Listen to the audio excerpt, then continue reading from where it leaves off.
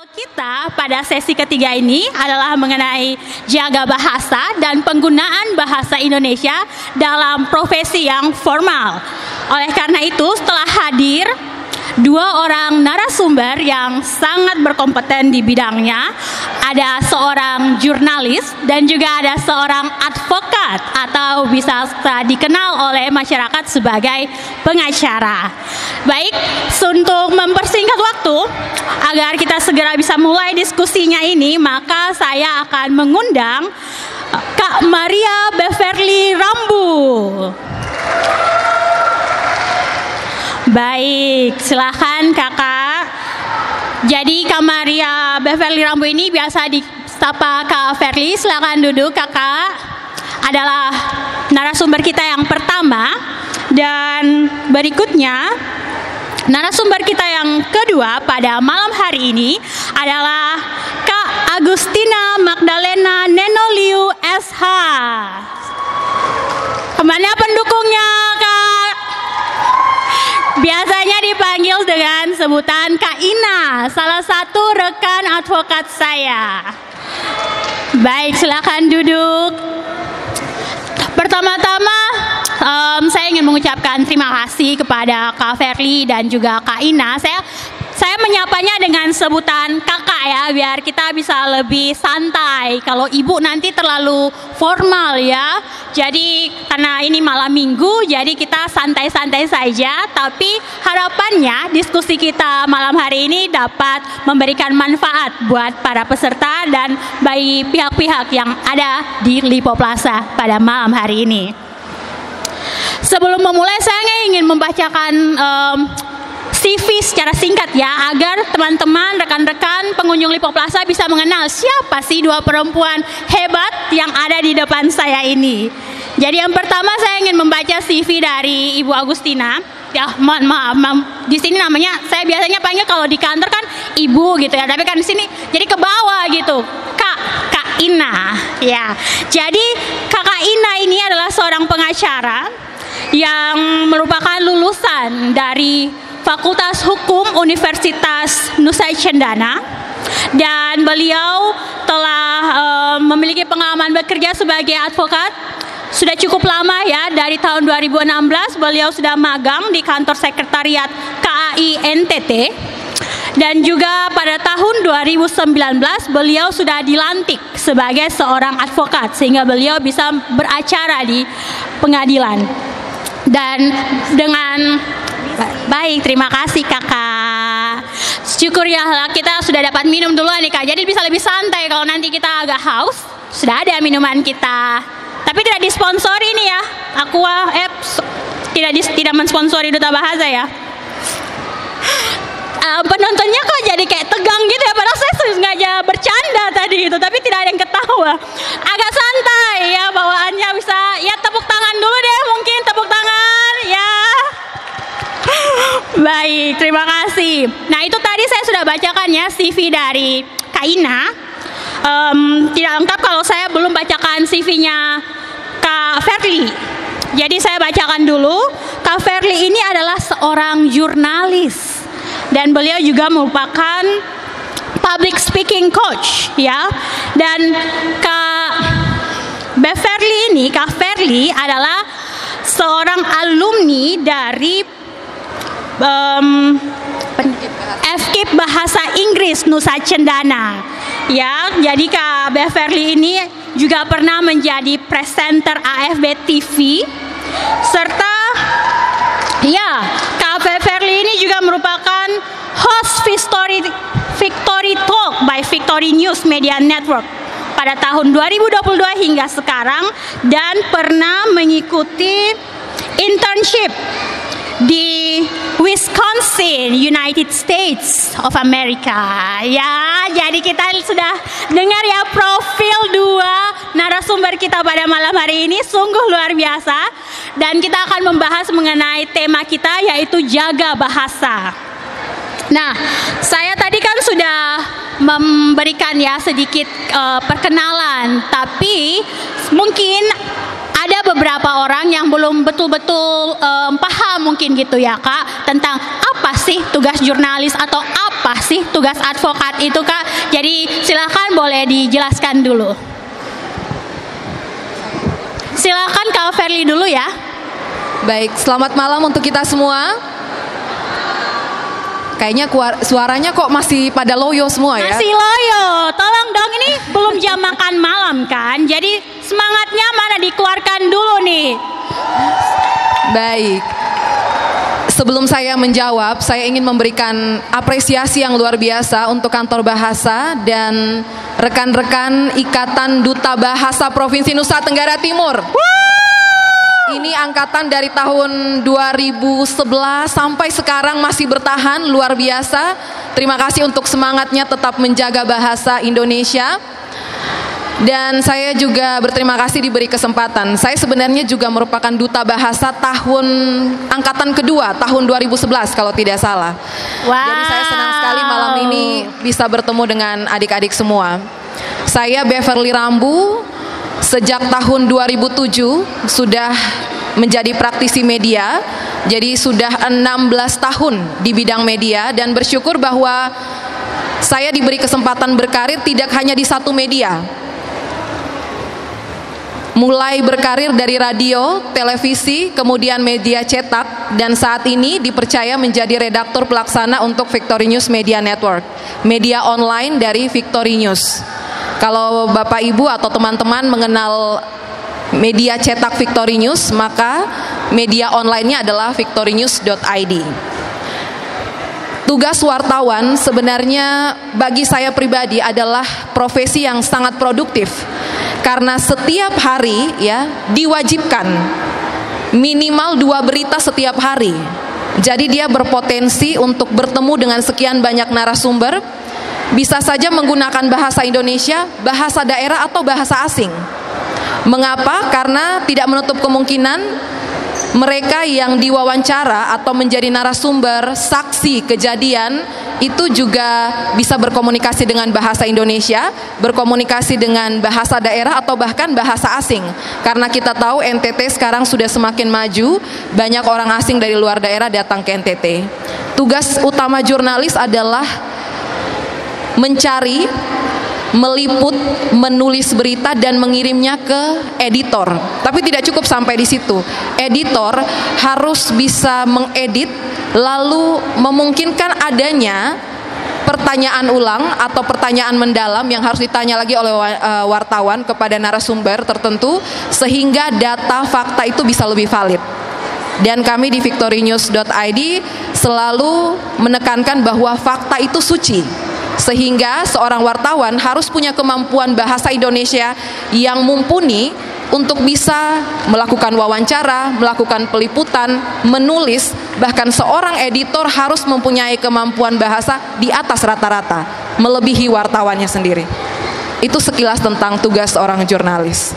Wah, jadi tepuk tangan dulu dong. Tugas jurnalis itu ternyata banyak ya, dan fungsi, maksud saya tugas jurnalis itu butuh penguasaan bahasa Indonesia yang mumpuni ya Kak ya. Karena kalau bahasa Indonesia itu adalah bahasa yang pemersatu ya, bahasa pemersatu kita, dan kita berkomunikasi menggunakan bahasa Indonesia. Bagaimana mereka mengolah fakta, mengolah berita untuk bisa dimengerti, itu harus punya keahlian dan kemampuan berbahasa Indonesia yang sangat baik. Ya, menarik sekali profesi jurnalis ini, dan saya yakin tidak kalah menarik untuk narasumber kita yang berikutnya, yaitu Kak Ina yang berprofesi sebagai seorang advokat. Silakan Kak Ina, bagaimana Kak? Selamat malam semuanya. Selamat malam teman-teman saya yang paling depan, yang rela-rela datang. Wah, pendukung setia nih ya Kak Ina. Setia. Tepuk tangan dong, gimana? Terima kasih, saya juga memberikan apresiasi kepada Kantor Bahasa Provinsi Nusa Tenggara Timur yang telah mempercayakan saya untuk menjadi narasumber. Ini pertama kali saya menjadi narasumber live Wow. Karena berapa kali itu diundang ke radio. Kalau di radio kita berbicara tidak ada orang yang lihat. Benar. Jadi kita berbicara, oh soalnya ada yang salah nih kok begitu. Dan terima kasih untuk Kak Marta. Demi Kak Marta, Kak Ina datang ke sini. Karena hari ini sebenarnya banyak acara orang mau malam minggu. Kak Marta sudah suruh ke sini. Aduh, saya sangat tersanjung. Terima kasih banyak Kak Ina. Terima kasih. Pengacara itu kebanyakan ada beberapa orang yang Contoh. mereka menjelaskan kepada kami bahwa pengacara itu membela kepentingan orang yang salah. Tetapi tugas dan tanggung jawab kami sebagai pengacara itu adalah kami mencari keadilan untuk orang-orang yang menggunakan jasa kami. Seperti itu. Bagaimana keadilan itu dapat? Meskipun ada beberapa mereka yang sudah melakukan pembunuhan, contohnya, tapi bagaimana mereka itu bisa mendapatkan hukuman yang adil? Karena sebenarnya kan hukuman itu kan yang paling atas itu adalah milik Tuhan, ya Kak. Kita sesama manusia, bagaimana caranya kita memberikan hukuman yang adil untuk orang lain. Jadi kami pengacara itu akan berusaha bagaimana caranya dengan kemampuan kami menyusun kalimat-kalimat, ya, pasti kalimat bahasa Indonesia yang baik dan benar di dalam, misalnya di dalam pembelaan, untuk bagaimana kami bisa mendapatkan keringanan hukuman untuk klien kami. Seperti itu. Karena memang bahasa Indonesia yang baik dan benar atau bahasa hukum itu berbeda dengan bahasa Indonesia yang biasa kita gunakan. Karena salah satu kata yang salah saja itu maknanya beda. Jadi makanya saya sangat berterima kasih pada kesempatan ini. Saya diundang, saya duduk di sini, saya melihat teman-teman saya juga datang untuk mendukung saya. Terima kasih banyak. Dan saya berharap teman-teman kalau mau bertanya, tanya saja, malu-malu ya. Terima kasih. Baik, terima kasih Kak Ina. Kami juga sangat mengetahui bahwa profesi, mungkin bukan kami ya, saya sih sebenarnya, karena saya juga berprofesi sebagai seorang advokat ya, bahwa bahasa hukum itu memang berbeda, tapi untuk kita harus bisa membuat gugatan atau pembelaan itu memang juga tetap harus membutuhkan bahasa Indonesia yang baik dan benar. Karena kalau tidak, tadi seperti kata Kak Ina ya, salah satu kata beda makna, jangan-jangan klien kita yang nanti dirugikan ya Kak. Apalagi di sini kita bisa lihat, saya rasa sebagai jurnalis maupun sebagai advokat, bahasa itu senjata kita ya. Apakah setuju Kak Verly dan Kak Ina? Setuju ya. Bahasa itu menjadi senjata kita untuk bekerja. Namun saya penasaran nih, dalam aktivitas tadi mungkin sudah dijelaskan, tapi apakah ada tantangannya? Karena kita kan dari dulu mungkin apa sih bahasa Indonesia itu? Kita kan orang Indonesia, kita lahir di Kota Kupang misalnya, di NTT, di Indonesia. Kita bahasa Indonesia itu bahasa sehari-hari. Apalagi sih yang harus dipelajari sekali gitu dari bahasa Indonesia, atau mau diutamakan apa lagi sih? Kan bahasa Indonesia bahasa nasional. Nah, tantangan yang biasa dihadapi spesifik untuk profesi kakak-kakak berdua ini biasanya apa Kak? Boleh diceritakan? Iya. Kalau kami di jurnalis ya, atau teman-teman sering kenal dengan wartawan, sebenarnya bahasa Indonesia yang baik dan benar itu tetap kita gunakan. Tetapi memang untuk bahasa jurnalistik ada yang namanya ragam bahasa jurnalistik khusus ya, lebih lugas, singkat, padat, dan tidak bertele-tele. Itulah mengapa bagi kebanyakan orang, misalnya ya, saya berikan contoh, Pemprov NTT bantu 1.200 KK di Kabupaten TTS. Itu contoh. Sebenarnya bahasa Indonesia yang baik, Pemprov NTT atau pemerintah Provinsi NTT membantu, bukan hanya bantu, tetapi bahasa jurnalistik sering menggunakan bantu. Ya, di sini saya bisa gambarkan bahwa ragam bahasa jurnalistik ini kenapa kami pakai bantu, karena membantu itu juga sangat berpengaruh pada karakter atau jumlah kata, huruf yang kami gunakan untuk media. Kalau media cetak itu sangat terbatas, apalagi media online. Nah, itu salah satu contoh. Tetapi salah satu tantangan yang kami hadapi terutama untuk merekrut wartawan-wartawan yang memiliki kemampuan dan keterampilan bahasa. Jadi kemampuan bahasa Indonesia di sini bukan hanya soal dia menulis ya, tetapi dia berbicara, kemudian mendengar, memahami, apalagi itu sangat penting. Jadi bukan hanya menulis, karena tugas seorang wartawan itu mulai dari dia berbicara, berkomunikasi dengan narasumber, melakukan pendekatan, kemudian merangkai pertanyaan, ya. Kadang-kadang ada yang merasa dia kasih 1-2 pertanyaan sudah cukup. Tapi kalau jurnalis yang jeli, profesional, dia bisa tanya beberapa hal dan mendapatkan lebih banyak informasi. Nah, kadang-kadang banyak sekali narasumber yang sangat pemilih ya untuk diwawancarai. Tapi kalau dia melihat bahwa wartawan ini punya kemampuan bahasa Indonesia yang baik dan benar, apalagi punya kemampuan bahasa asing, maka dia akan dengan serta-merta memberikan banyak informasi. Karena di situ ada trust yang dibangun atau kepercayaan yang dibangun antara seorang jurnalis dengan narasumber. Nah, yang sulit dari kami adalah memang ketika melakukan perekrutan wartawan, kami kan tidak membatasi bahwa wartawan itu hanya dari komunikasi. Boleh dari bidang apa saja. Sementara kita tahu bahwa Nusa Tenggara Timur ini punya banyak keterbatasan ya, karena pulau, kemudian latar belakangnya juga berbeda dari segi pendidikan dan lain-lain. Saya dalam pengalaman saya termasuk beruntung, walaupun saya lulusan FKIP Bahasa Inggris, tetapi saya merasa pengalaman ketika dididik oleh guru bahasa Indonesia yang luar biasa di SMP dan SMA itu sangat membantu saya menjadi seorang jurnalis. Jadi saya tidak pernah ikut kursus khusus ya menjadi jurnalis. Semuanya memang otodidak karena keinginan sendiri, tetapi kekuatan berbahasa Indonesia dan bahasa asing itu sangat ditentukan, saya rasa itu ketika saya masuk di SMP dan SMA, karena saya punya guru bahasa Indonesia dan guru bahasa Inggris yang sangat mumpuni kala itu. Nah, sayangnya kita di NTT tidak semua punya kesempatan yang sama untuk mendapatkan guru-guru itu ya. Karena itu saya sangat menekankan kalau memang guru bahasa Indonesia atau bahasa asing di SMP, bahkan dari TK kalau boleh, itu benar-benar berkualitas sehingga menghasilkan didikan yang luar biasa. Dan kami juga saat tes untuk menjadi wartawan itu belum ada tes UKBI seperti halnya TOEFL. Untuk tingkat nasional biasanya ada tuh, mereka harus menyertakan sertifikat TOEFL, tapi kita di NTT belum ada itu. Nah, untuk pemanfaatan bahasa Indonesia memang sampai dengan saat ini masih terus berproses. Karena beberapa istilah itu masih menggunakan istilah asing ya, terutama dari perbankan, teknologi, seputar ekonomi. Dan saya rasa padanan kata itu juga belum semua ada dalam bahasa Indonesia. Kalaupun ada mungkin belum tersosialisasikan dengan baik.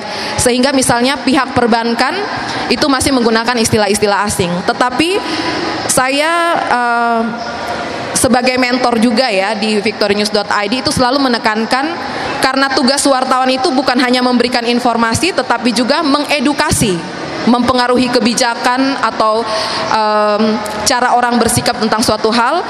Karena itu kalau misalnya ada istilah asing, maka coba gambarkan atau kita parafrase dalam bahasa yang lebih bisa dipahami, sehingga orang tahu, oh apa sih misalnya door payment itu apa ya, atau ada istilah-istilah asing lainnya, misalnya teknologi terbarukan dan lain-lain. Itu banyak sekali istilah-istilah asing kalau kami menulis berita. Nah, organisasi atau instansi masih sering menggunakan itu, sehingga kami pun kadang-kadang kalau ingin langsung menaruh padanan kata itu agak susah. Jadi kami membahasakannya kembali sehingga bisa dipahami. Tetapi istilah itu tetap kami tempatkan supaya orang tahu bahwa ketika ada istilah ini ternyata maknanya seperti ini. Dan supaya mereka tidak terlalu kaku juga ya, bahwa harus berbahasa Indonesia, tapi pas dikasih istilah asing mereka bingung apa. Seperti itu tantangan kita. Baik, terima kasih Kak Verly. Iya benar sekali ya Kak, karena saya juga menyadari bahwa kita bangsa Indonesia ini kan kita masih bangsa yang muda ya dibandingkan negara-negara lain. Misalnya kita bandingkan negara Inggris atau Amerika Serikat gitu. Jadi perkembangan bahasa kita juga memang tidak semumpuni mereka. Mereka kan sudah peradabannya sudah ratusan tahun. Kita kan baru masih 70-an tahun. Jadi bagaimana dong? Makanya sering ada serapan-serapan bahasa asing itu. Tetapi saya suka nih dengan penekanannya Kak Verly tadi bahwa kita menggunakan bahasa Indonesia, kita mengutamakan bahasa Indonesia itu bukan berarti kita tidak menggunakan bahasa asing sama sekali. Kita harus tetap fleksibel ya. Kalau misalnya ada istilah yang memang belum ada padanan katanya, ya memang kita harus menggunakan bahasa itu agar istilahnya tidak meleset ya Kak ya. Jadi ini juga saya rasa adalah hal yang terus digenjarkan dan juga dikerjakan ya oleh kantor bahasa. Kita mengupayakan agar kita punya lebih banyak kata lagi, kita bisa menggunakan kata-kata bahasa daerah misalnya ya untuk jadikan sebagai bahasa Indonesia yang menjadi padanan dari istilah bahasa asing. Menarik sekali nih, saya sangat suka. Nah ini hal yang sama juga ingin saya tanyakan, kalau di advokat itu bagaimana Kak? Karena kan kita hukum ya Kak, kadang-kadang kita pakai bahasa Belanda, istilah Latin gitu ya Kak ya. Itu bagaimana pengalaman Kakak dan juga tantangan-tantangan yang ada dalam rangka profesi Kakak dalam mengerjakan profesi Kakak untuk tetap mengutamakan bahasa Indonesia? Silakan. Oke, terima kasih Kak Marta. Kalau kami pengacara atau advokat itu biasanya paling sulit itu ketika kami periksa saksi dalam ruang sidang, karena kami dipaksa sebenarnya untuk harus berbahasa Indonesia karena hakim dan jaksa itu kan bukan orang-orang Kupang, mereka dari luar. Jadi kadang-kadang kami membawa saksi, itu saksinya itu kami membawa dan mereka tuh harus berbahasa Indonesia. Kebanyakan ada beberapa kali saya membawa saksi yang memang mereka datang dengan kain ya Kak ya, mereka dari kampung, di situ berbahasa daerah dan memang kami juga harus dan bisa berbahasa daerah karena kami yang harus menerjemahkannya ke hakim. Oh dia bilangnya seperti ini Ibu, seperti itu. Memang itu agak sulit. Terus ketika kami bertemu dengan saksi dan kami mau merangkum kesimpulan atau kami setelah memeriksa saksi itu kan biasa kami harus rangkum dalam kesimpulan. Di situ bahasa-bahasa tadi yang bahasa daerah, bahasa Kupang, kami harus catat dan kami ketik dalam bahasa Indonesia yang baik dan benar. Itu memang perkaranya sangat sulit karena seperti tadi saya sudah bilang di depan, salah satu kata yang salah itu bisa berakibat yang fatal bagi klien kami, bisa nanti mereka kalah dalam persidangan. Jadi makanya bagaimana cara kami terus kami terus belajar dan membaca. Pengacara itu memang tugasnya agak berat karena setiap kali perkara dengan perkara yang berbeda-beda kami harus membaca dan terus makanya saya juga berterima kasih kepada Kak Marta untuk mengundang saya karena Kak Marta juga pasti tahu sulitnya bagaimana kami selain kesimpulan kami harus menulisnya dalam pembelaan. Dalam pembelaan itu harus ada bahasa-bahasa Latin di dalamnya dan itu yang paling sulit ketika bahasa daerah kami terjemahkan dalam bahasa Latin ataupun bahasa hukum. Tapi kebanyakan kami memberikan masukan kepada klien kami bahwa kalau dalam ruang sidang Bapak tidak bisa berbicara atau Ibu tidak bisa berbicara dalam bahasa Indonesia yang baik dan benar, Bapak berbicara dalam bahasa Kupang saja, nanti kami yang menerjemahkan. Jadi kami juga jadi penerjemah untuk klien kami. Seperti itu mungkin tantangannya. Tapi kalau untuk yang lain sih tidak terlalu rumit karena puji Tuhan sampai saat ini selalu bertemu dengan orang-orang yang sudah up diri mereka dan mereka juga sudah belajar ketika bertemu dengan kami. Oh mereka tahu, oh Ibu nanti mereka minta maaf, tapi mereka juga menjelaskan kepada kami seperti ini nanti Ibu. Oh iya, kami juga mendengar dan kami bawa itu di dalam kesimpulan maupun di dalam pembelaan. Terima kasih. Baik, terima kasih Kak Ina. Jadi warna-warni ya, ini pengalaman sebagai seorang advokat, pengalaman sebagai jurnalis. Memang ada tantangan-tantangannya, tapi itulah yang saya rasa menjadi keunikan profesi masing-masing. Nah, saya masih penasaran juga nih sama Kak Verly dan Kak Ina ya. Kita biasanya berpikir bahwa bahasa Indonesia itu mungkin tadi sudah saya bilang juga ya kurang terlalu penting lah. Padahal sebenarnya punya guru bahasa Indonesia yang baik itu adalah dasar ya. Kalau tidak nanti ketika kita berprofesi bagaimana kita menggunakan bahasa Indonesia yang baik dan benar. Nah, kalau menurut kakak berdua nih, apa peran pemuda atau apa juga yang kira-kira seyogyanya bisa dilakukan oleh pemuda nih untuk bisa menyadari betapa pentingnya kita menggunakan bahasa Indonesia atau mengutamakan bahasa Indonesia, tidak melupakan juga bahasa daerah, tapi kita tetap juga harus menguasai bahasa asing karena dalam tuntutan profesi dalam dunia modern ini mereka membutuhkan tidak hanya sekedar satu bahasa asing, terkadang bisa 2 atau lebih bahasa asing, dan jika kita tidak menguasai bahasa asing kita bisa ketinggalan juga. Jadi mungkin dari kakak berdua ada pendapat atau masukan atau mungkin motivasi nih kepada orang-orang muda yang ada di Lipo Plaza pada malam hari ini. Silakan Kak. Terima kasih, kali ini saya yang duluan. Oke, untuk para pemuda-pemudi ya, kita perlu melestarikan bahasa Indonesia itu sendiri. Kita butuh literasi-literasi yang baru, dan saya berharap untuk kita terus membaca dan meng-up diri kita sendiri agar bahasa Indonesia ini bisa lebih baik ya di nasional maupun internasional, tanpa kita mengurangi bahwa kita membutuhkan bahasa asing juga untuk diri kita, karena kita lihat sekarang di mana-mana ada tes CPNS juga bahasa asing itu sangat perlu dengan adanya TOEFL ya Kak ya. Jadi kita tidak boleh melupakan bahasa Indonesia, tapi kita tetap juga belajar untuk up diri kita dengan terus belajar bahasa asing. Kalau minimal ya 1-2 bahasa asing kita kuasai seperti itu. Dan saya berharap para pemuda-pemudi kita, kakak-kakak duta bahasa juga jangan pernah melupakan atau terus lihat ejaan-ejaan bahasa Indonesia yang baru.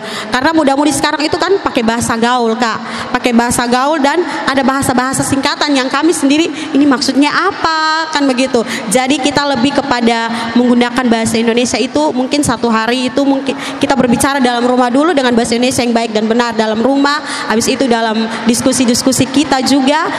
Dengan begitu bahasa Indonesia itu juga bisa menjadi bahasa Indonesia yang apa ya Kak, sampai ke internasional juga bisa jadi bahasa Indonesia yang dipelajari oleh orang-orang di luar negeri, bukan bahasa Inggris saja tapi bahasa Indonesia. Puji Tuhan kalau bisa sampai di luar negeri seperti itu. Betul sekali, amin amin ya. Dan itu juga merupakan memang tujuan dari kantor bahasa di bawah Kementerian Pendidikan dan Kebudayaan juga ya. Kita memang ingin menginternasionalkan bahasa Indonesia, karena jangan sampai kita hanya belajar bahasa asing saja tapi orang asingnya belajar bahasa Indonesia enggak. Dan memang ada orang-orang asing yang juga belajar bahasa Indonesia, dan bahkan bahasa Indonesia itu setahu saya salah satu bahasa asing terfavorit yang dipelajari oleh warga negara Australia. Ya, jadi itu kebanggaan ya buat kita sebagai warga Indonesia. Bukan hanya kita saja yang belajar bahasa asing, tapi orang asing juga belajar bahasa Indonesia, sehingga kita juga harus bangga dan mengutamakan bahasa Indonesia. Baik, tadi dari Kak Ina nih, sekarang saya mau dengar lagi dari Kak Verly. Menurut kakak bagaimana Kak? Iya, bahasa Indonesia itu kan bahasa ibu kita, bahasa persatuan.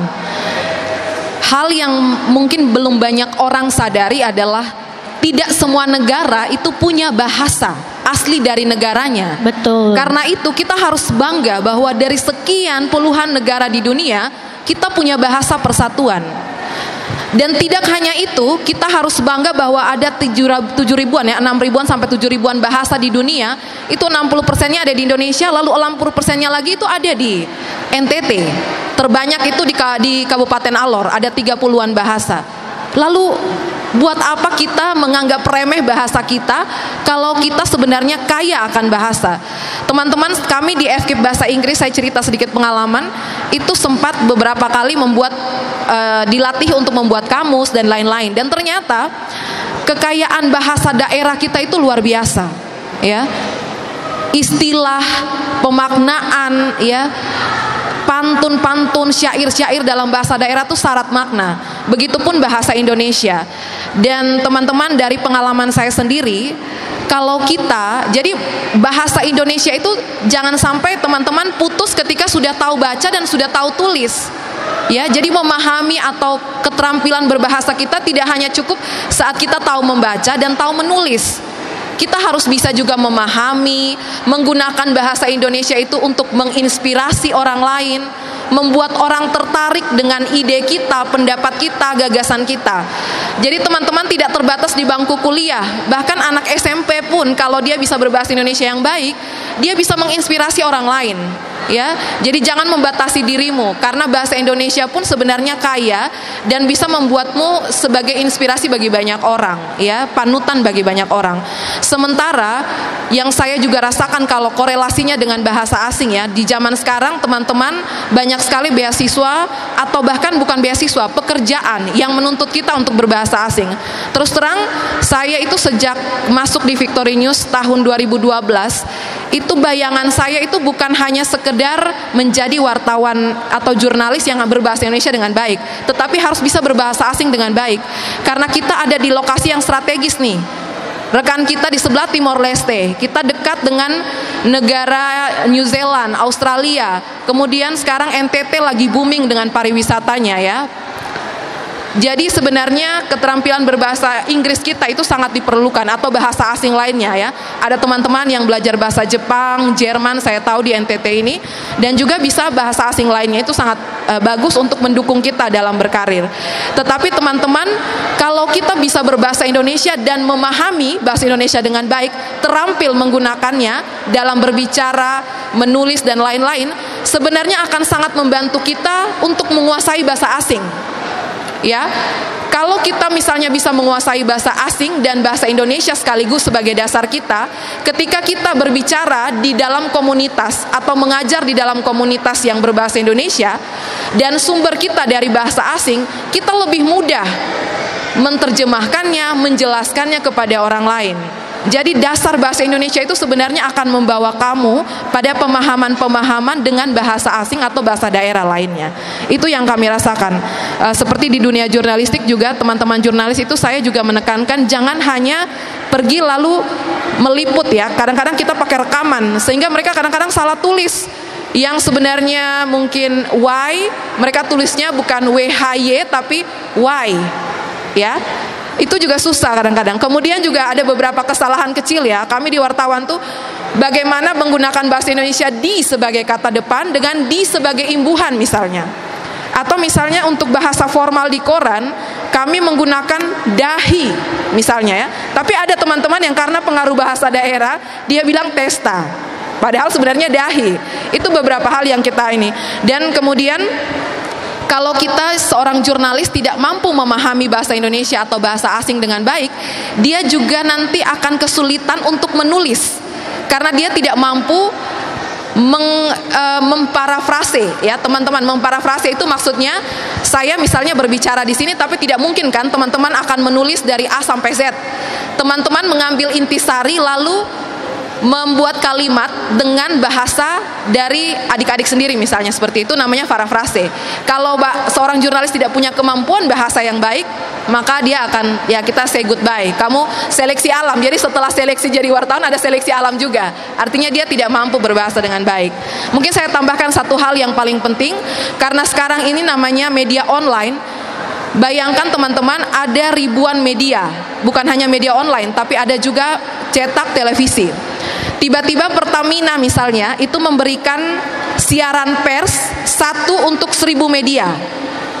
Saya mau beri gambaran, ya, 1 siaran pers untuk misalnya 100 media lah. Kalau 1000 mungkin terlalu banyak.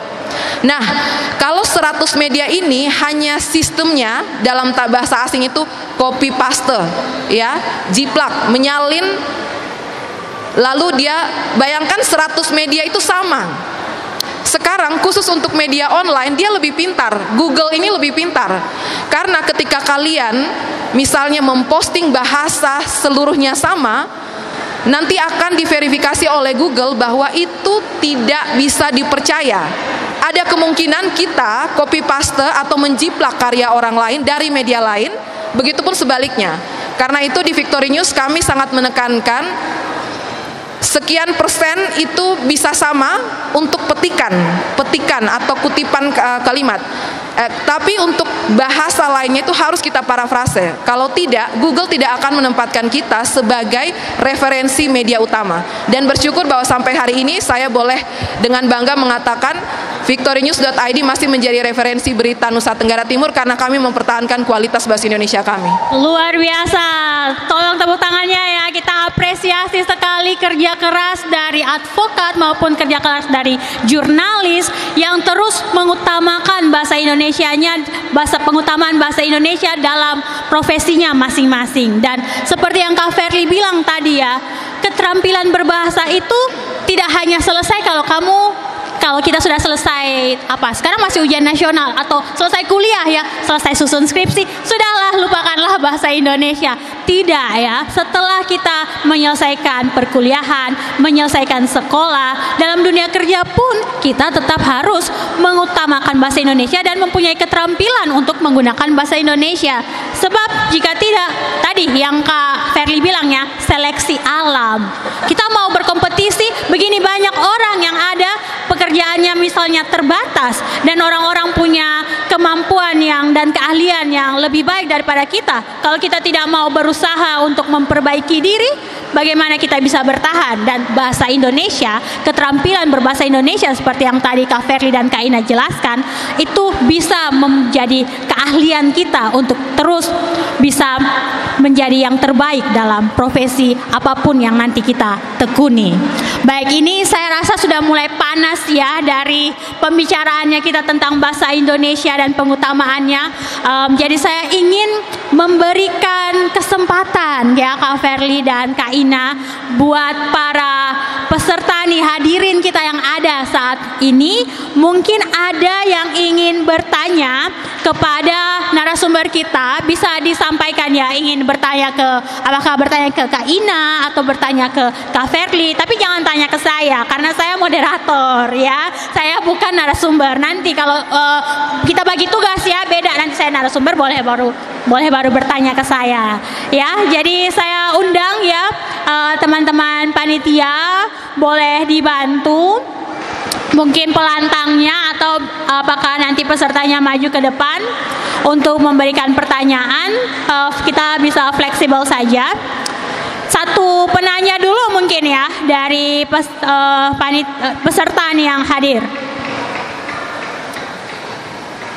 Sambil mikir-mikir nih, kira-kira mau nanya apa? Mungkin biasanya kan kita gitu Kak, kita ingin bertanya, tapi itu keterampilan kita harus mengasah juga kan Kak, kemampuan berbahasa kita. Kadang saya ini pengen tanya, tapi bagaimana ya mengutarakannya agar bisa dimengerti? Atau saya gugup juga nih mau ngomong di depan, saya tidak tahu, nanti waktu sudah bicara malah terbata-bata, tidak tahu lagi mau bicara apa, tidak dimengerti. Nah, wajar sekali ya hal seperti itu terjadi, namun kita harus tetap terus memberanikan diri untuk mengasah ya. Jika kita ingin maju, maka kita harus terus berusaha ya. Saya berikan kesempatan ya buat teman-teman yang ingin bertanya, dan sambil itu saya juga mau mempromosikan lagi nih, kami Duta Bahasa ya.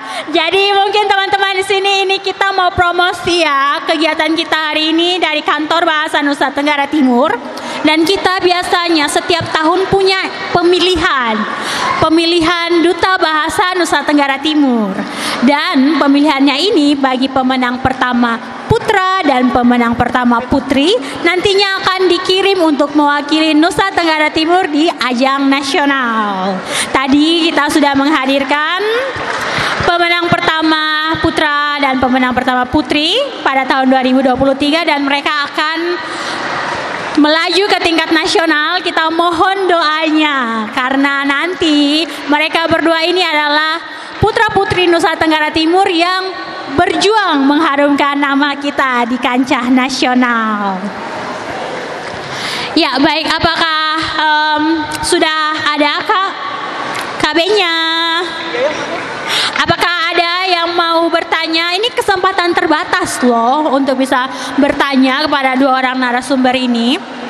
Ada Kak, ada yang mau bertanya Kak? Iya. Ada yang baju biru Kak. Baik. Baju biru kayaknya semangat ya. Iya nih.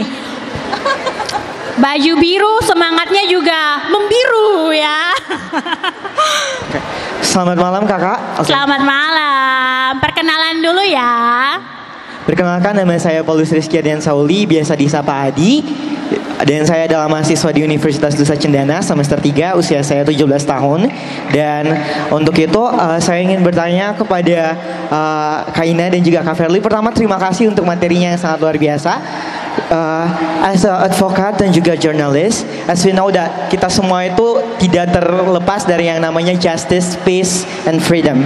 Dan dimana kalau dalam penyampaian atau dalam penggunaan bahasa Indonesia dan juga bahasa Inggris sendiri dalam suatu bidang tersebut, seringkali ada hyperbole atau hiperbola melebih-lebihkan sesuatu. Dan hal itu termasuk dalam pemerkosaan bahasa atau rap language. Nah, menurut kakak sendiri, bagaimana cara kakak untuk dapat mengontrol hal tersebut, baik dalam hyperbole terhadap penggunaan bahasa maupun dengan memixkan for using like English and Indonesian in the same time. Thank you, kak. Baik, tadi mohon maaf nih, saya tadi sempat agak kurang connect.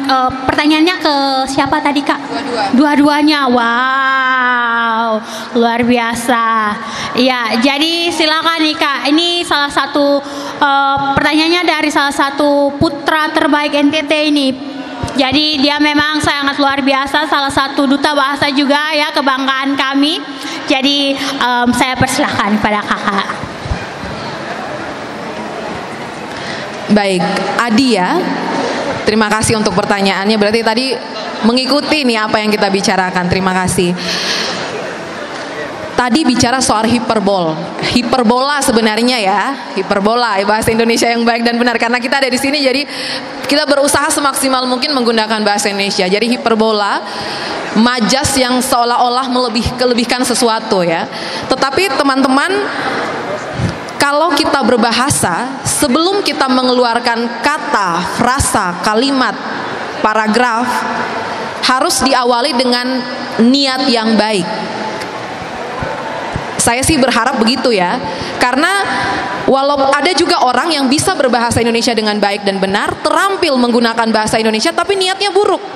Sehingga yang keluar adalah bahasa provokasi, melebih-lebihkan sesuatu padahal sebenarnya biasa saja.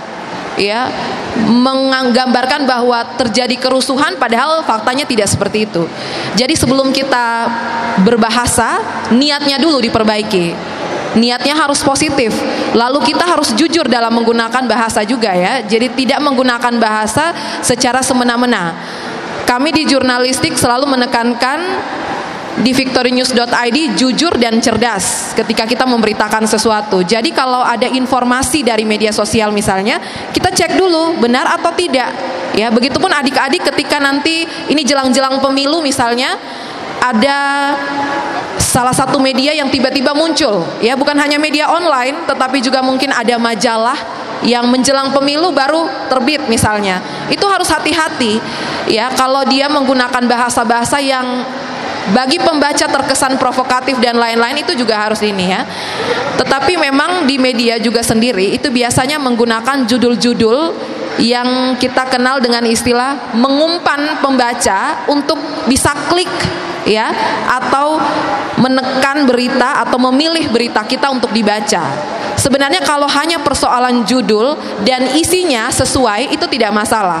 Tetapi kalau istilah di sini di media online yang agak negatif itu namanya clickbait headline. Artinya judul yang dibuat terlalu berlebihan, menjanjikan sesuatu yang fantastis, padahal kenyataannya tidak sesuai dengan isi dari konten atau berita itu. Misalnya kita bilang 2.000 kepala keluarga di Kota Kupang miskin misalnya, padahal kenyataannya tidak sampai 2.000 misalnya ya. Jadi atau itu hanya sekedar informasi tetapi datanya tidak tahu dari mana ya, tidak ada data yang jelas disampaikan seperti itu. Jadi fantastis supaya orang klik, mengejar banyak pembaca atau viewers, tetapi tidak sesuai dengan kontennya, isinya atau faktanya. Jadi sebenarnya hiperbola itu baik jika memang sesuai dengan konteks, fakta dan kenyataan yang terjadi. Karena kita di bahasa Indonesia kan ada majas hiperbola juga ya. seolah-olah, tapi ternyata tidak. Tapi sebenarnya itu salah satu kekayaan, tergantung kita niatnya baik atau tidak, sesuai dengan konteks atau tidak. Itu saja yang perlu diperhatikan. Baik, terima kasih Kak Verly. Apakah ada tambahan Kak Ina? Terima kasih Adik. Kalau kami dalam bidang hukum, dalam pekerjaan kami, kita berbicara berlebihan, apakah kita punya bukti? Kalau hukum tuh seperti itu ya Kak, berbicara apapun harus ada bukti. Karena ketika kita menulis sesuatu di media sosial misalnya, orang bisa melaporkan kita pencemaran nama baik, seperti itu. Jadi kalau untuk hukum tuh sebenarnya paling gampang untuk dibuktikan sesuatu. Kalian berbicara, oh itu tanah contoh ya, saya bilang, oh ini Lipo punya saya, buktinya mana, sertifikat hak miliknya mana, seperti itu. Itu saja sih, ada paling gampang itu dalam profesi saya seperti itu, pembuktian. Kita berbicara harus ada pembuktian, harus ada bukti. Dan mari kita buktikan di pengadilan apakah benar yang Anda berbicara. Kebanyakan sekarang ini seperti ini Kak, minta maaf, banyak orang yang menggunakan media sosial menambahkan kata-kata atau seperti yang Kakak bilang hiperbola, itu mereka dilapor undang-undang ITE ya Kak Marta ya. Itu pencemaran nama baik sekarang itu paling tinggi karena tidak menggunakan media sosial dengan baik dan benar. Tapi kalau misalnya saya bilang sekarang saya bercerita dengan Kakak, Lipo ini punya saya Kak, buktinya mana Kak Ina, seperti itu. Kita harus bisa membuktikannya di pengadilan, ada putusan pengadilannya juga. Terima kasih. Itu saja sih dari saya Kak. Baik, terima kasih Kak Ina. Apakah terjawab ya? Sudah ya, baik. Terima kasih Adi untuk pertanyaannya. Nah, ini waktunya masih tersisa sedikit ya. Sebenarnya saya ada beberapa pertanyaan lagi Kak. Tapi ini 2 pertanyaan terakhir ini mungkin singkat-singkat saja, masing-masing saya tanya sendiri-sendiri mungkin ya. Yang pertama ini saya mau tanya ke Kak Berli ya, mungkin ceritakan dong Kak sedikit gimana pengalaman Kakak yang waktu ke Amerika kemarin, bagaimana Kakak sebagai seorang perempuan Nusa Tenggara Timur ya memberikan warna dalam dunia internasional dan menjadikan identitas bahasa Indonesia maupun bahasa daerah kita sebagai identitas ketika Kakak berada di luar negeri. Baik, menarik ya. Karena memang waktu itu saya mengambil jurusan Digital Media and Technology di Wisconsin, dan memang saya belajar tentang bagaimana membuat film ya dengan menggunakan ini. Dan di situ banyak sekali sebenarnya sumber-sumber inspirasi yang diambil dari bahasa Indonesia juga sebenarnya. Tapi ada hal yang paling menarik karena kami di situ memang pihak kampus itu sangat fokus untuk bagaimana membuat komunitas atau populasi mahasiswa internasional, salah satunya dari Indonesia, itu semakin meningkat setiap tahunnya, sehingga mereka itu menyediakan bagi kami Minggu Budaya ya, Cultural Week ya, kalau Kakak Marta juga pasti pernah di sana tahu. Jadi biasanya Minggu Budaya itu setiap negara, saya waktu itu karena dari Indonesia tapi yang saya bawa semuanya dari NTT ya, termasuk memperkenalkan sirih dan pinang, tenunan kita saya bawa semua. Sasando, ini memang luar biasa ya, kita harus bangga. Dan yang menarik sebenarnya karena kesibukan kami itu mewawancarai, kemudian kami membuat beberapa podcast, yaitu kegiatan atau tugas-tugas kami sehari-hari. Nah, saat itu saya juga karena saya kami dari NTT hanya 2 orang dari seluruh mahasiswa yang ada di sana. Jadi kami hanya 2 mahasiswa dari ribuan mahasiswa yang ada di sana, dan kami berdua dari NTT. Sehingga kami juga memperkenalkan budaya NTT termasuk bahasa. Bahkan saya tidak sengaja waktu itu karena internshipnya langsung di kantor internasional, saya waktu itu menginisiasi adanya YouTube khusus untuk bagaimana memperkenalkan budaya-budaya atau negara-negara di Asia. Nah, salah satunya ternyata saya termasuk mahasiswa internasional pertama yang mewawancarai presiden atau rektor lah dari kampus tersebut. Dan saat itu saya juga mengajak beliau ya dalam sesi YouTube saya itu untuk bisa berbahasa Indonesia ya. Dan saya pikir tidak semua mahasiswa Indonesia punya kesempatan itu, dan saat itu walaupun agak salah tetapi akhirnya beliau bersedia. Padahal menurut dosen saya tidak mudah untuk mewawancarai beliau ya. Wow, luar biasa. Ya, bahkan dia kaget karena ternyata banyak sekali hal-hal unik dalam diri sang rektor yang tidak diketahui bahkan oleh dosen-dosen yang sudah lama bersama dia. Jadi saya pikir itu juga salah satu cara kita pendekatan dengan orang lain dengan berkomunikasi ya, bahasa Indonesia, bahasa asing, dan juga memperkenalkan budaya kita. Itu salah satu hal yang saya lakukan di sana. Baik, menarik sekali ya pengalaman Kak Verly selama di Wisconsin. Nah, ini pertanyaan khusus buat Kak Ina nih ya. Ini kan kita sudah mau penutupan nih Kak. Jadi saya mau bikin pertanyaan spesial khusus masing-masing satu.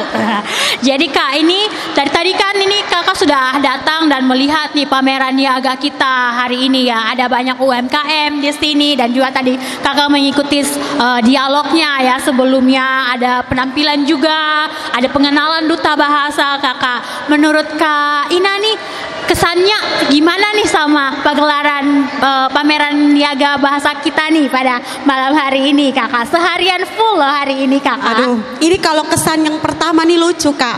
Tadi saya bertemu dengan 2 orang di depan. Ini pengalaman ya, baru pertama kali datang langsung dapat pengalaman.